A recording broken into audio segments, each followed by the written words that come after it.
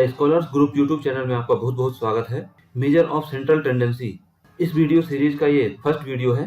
आज के इस वीडियो में इसके introduction, some characteristics of quantitative set of observations ये हम देखेंगे और मेजर ऑफ लोकेशन इसके इंट्रोडक्टरी पार्ट को मैं यहाँ पर डिस्कस करूंगा। Total 5 types of measure of central tendencies ये होते हैं। मैंने यहाँ पर अरेंज किया हुआ है arithmetic mean, geometric mean, harmonic mean, median and mode. इस अरिथमेटिक मीन को सिंपल मीन और मीन भी कहा जाता है। इसके बाद सम प्रॉपर्टीज और requisites for an ideal measure of central tendency. Professor you'll के अकॉर्डिंग जो चीफ कैरेक्टरिस्टिक्स हैं जो एक ideal measure of central tendency इसके होने के लिए सेटिस्फाई करते हैं, मैं यहाँ पर एक्सप्लेन करूंगा।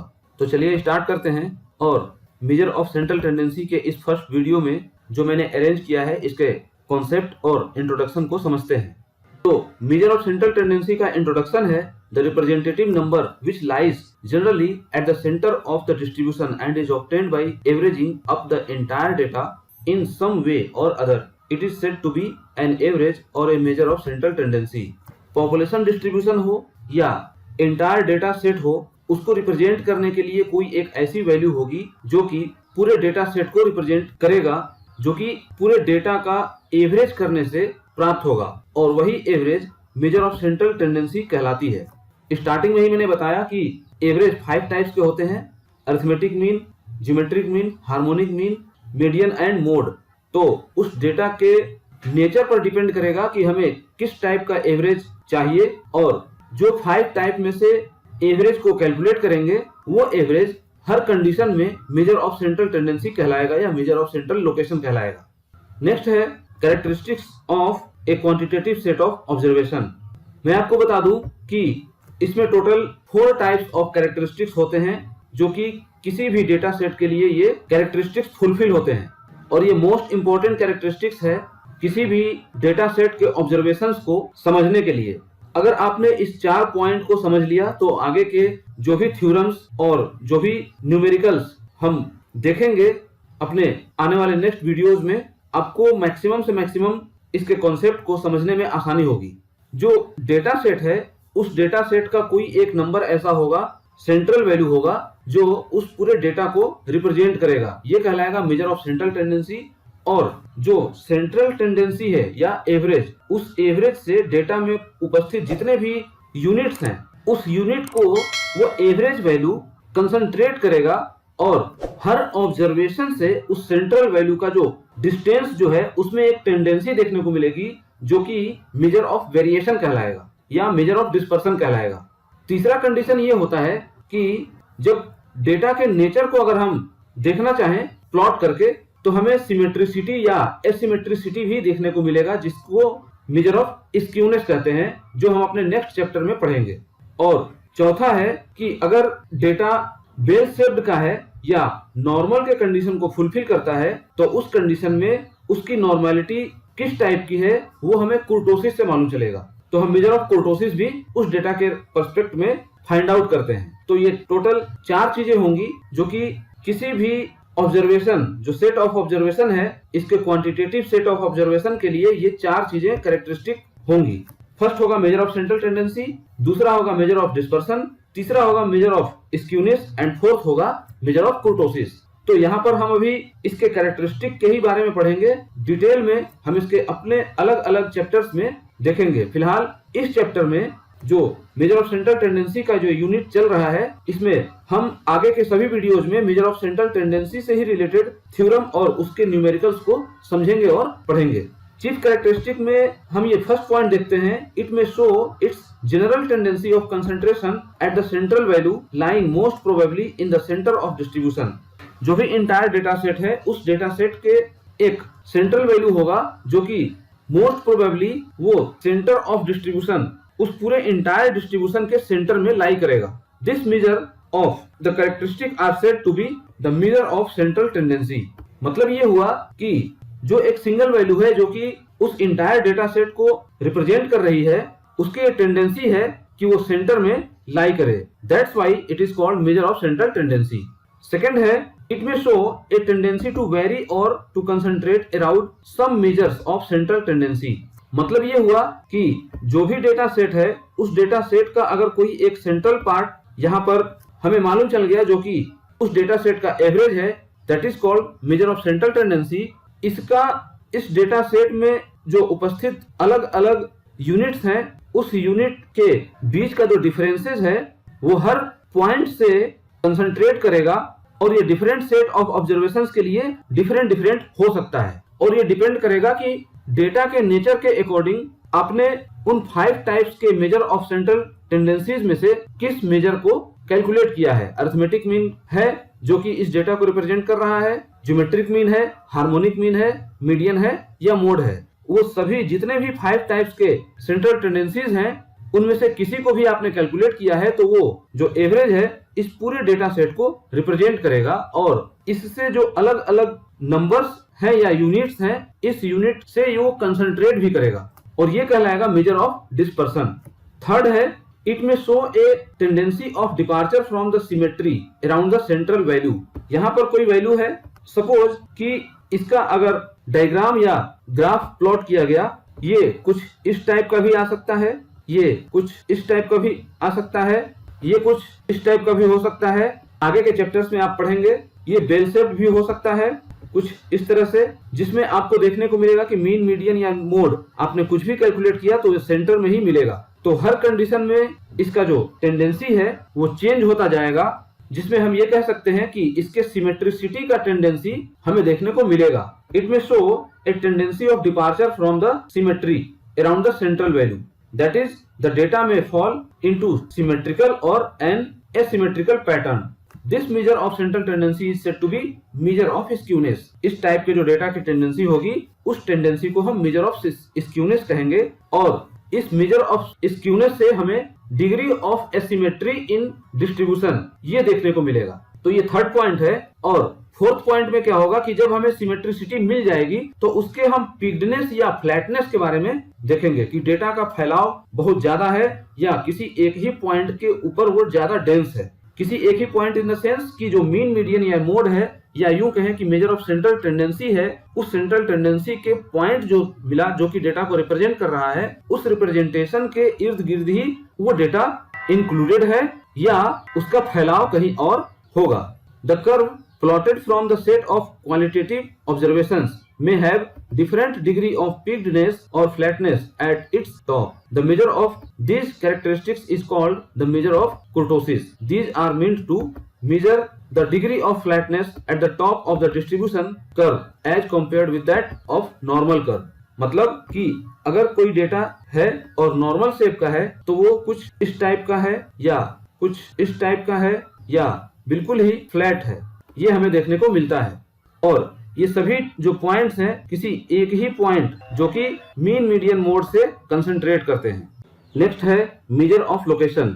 It is also called central tendency or average. Now according to professor Bowley, averages are statistical constants which enable us to comprehend in a single effort the significance of the whole.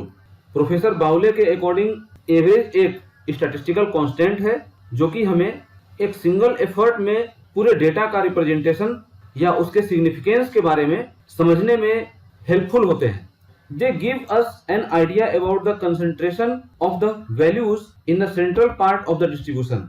जो average है वो हमें एक idea देते हैं कि पूरा entire data किस वैल्यू पर कंसंट्रेट कर रहा है। And that's why an average of A statistical series is the value of the variable which is representative of the entire distribution. जो पूरा डिस्ट्रीब्यूशन है या पूरा डेटा सेट है उस पूरे डेटा सेट का वो एक सिंगल वैल्यू रिप्रेजेंटेटिव होता है इसी वजह से। और ये टोटल 5 टाइप्स के होते हैं। अरिथमेटिक मीन, इसको सिंपल मीन या ओनली मीन भी कहा जाता है और इसी मीन को अरिथमेटिक मीन भी हम कहते हैं। दूसरा है ज्योमेट्रिक मीन, इसको शॉर्ट में GM कहेंगे। हार्मोनिक मीन शॉर्ट में HM कहेंगे। Median and mode. तो ये टोटल 5 टाइप्स के एवरेज है जो कि मेजर ऑफ सेंट्रल टेंडेंसी या मेजर ऑफ सेंट्रल लोकेशन इसको कहा जाता है। वीडियो सीरीज के इस लेक्चर में हमने इन पांचों के बारे में इंट्रोडक्टरी नोट समझ लिया कि ये major of central tendency 5 types के होते हैं। अपने आने वाले नेक्स्ट वीडियोस में हम अलग अलग लेक्चर्स में इनके डेफिनेशंस, इनके कैरेक्टरिस्टिक्स, इनके ऊपर based theorems and some numerical problems, इसको देखेंगे और इनके कैरेक्टरिस्टिक्स के बारे में समझेंगे और इसके पूरे कॉन्सेप्ट को समझ जाएंगे। नेक्स्ट है कैरेक्टरिस्टिक्स और प्रॉपर्टीज और requisites for an ideal measure of central tendency. जो ये आपको 5 टाइप्स के मेजर ऑफ सेंट्रल टेंडेंसी दिखाई दिए, इसके कुछ रिक्विजिट्स होते हैं या प्रॉपर्टीज होते हैं। वो कौन कौन से प्रॉपर्टीज होंगे जो कि एक डेटा में आपको देखने को मिलेगा, वो सभी प्रॉपर्टीज या कैरेक्टरिस्टिक्स यहाँ पर अरेंज किए गए हैं, जो कि अकॉर्डिंग टू प्रोफेसर यूल, इनके अकॉर्डिंग ये कैरेक्टरिस्टिक्स को यहाँ पर दिखाया गया है।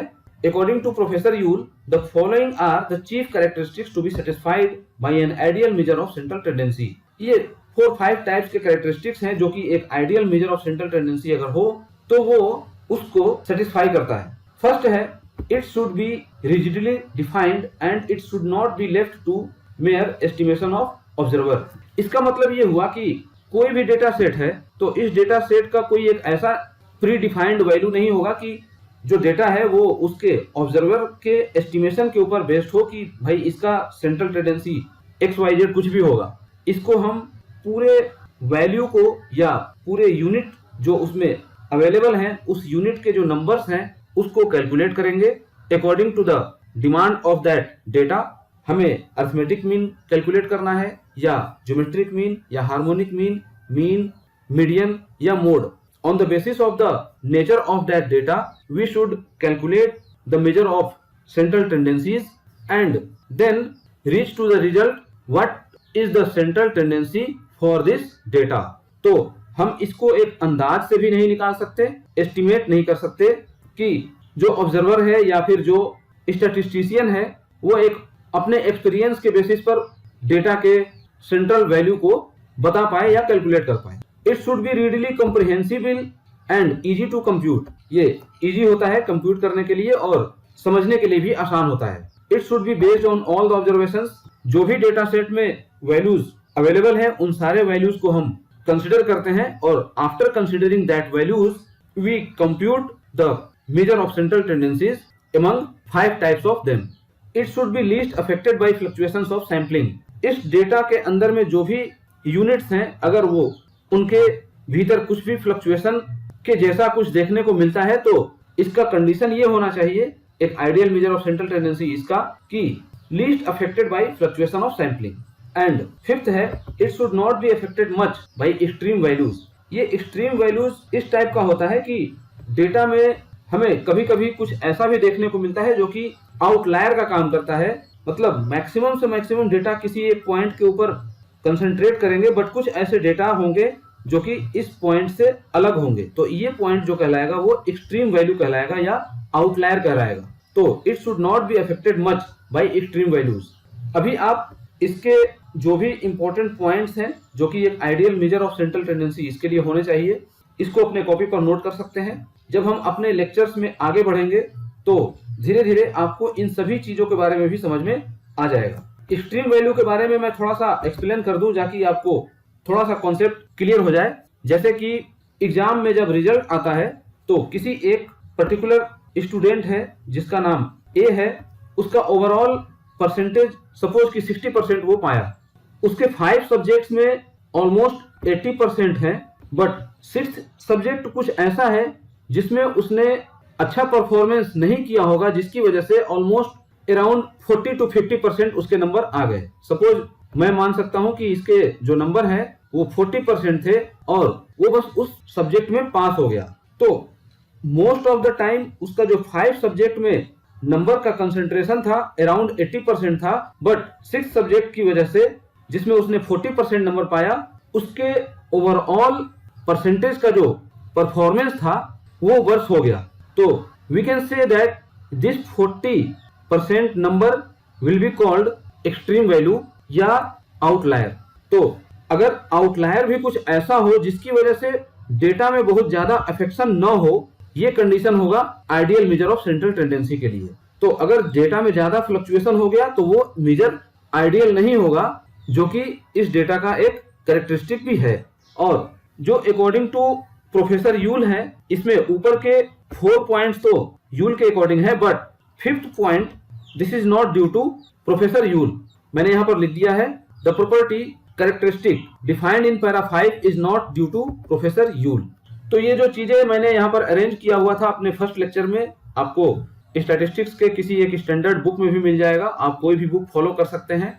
तो मेजर ऑफ सेंट्रल टेंडेंसी के इस फर्स्ट लेक्चर में बस इतना ही। आगे के वीडियोस को देखने के लिए चैनल को सब्सक्राइब करें, लाइक करें और शेयर करें। नेक्स्ट वीडियो में हम इन 5 टाइप्स के मेजर ऑफ सेंट्रल टेंडेंसीज जो हैं इस पर बारी बारी से वीडियोस बनाते रहेंगे और अपलोड करते रहेंगे, जिससे आपको मैक्सिमम से मैक्सिमम कॉन्सेप्ट क्लियर हो जाए। Thanks for watching.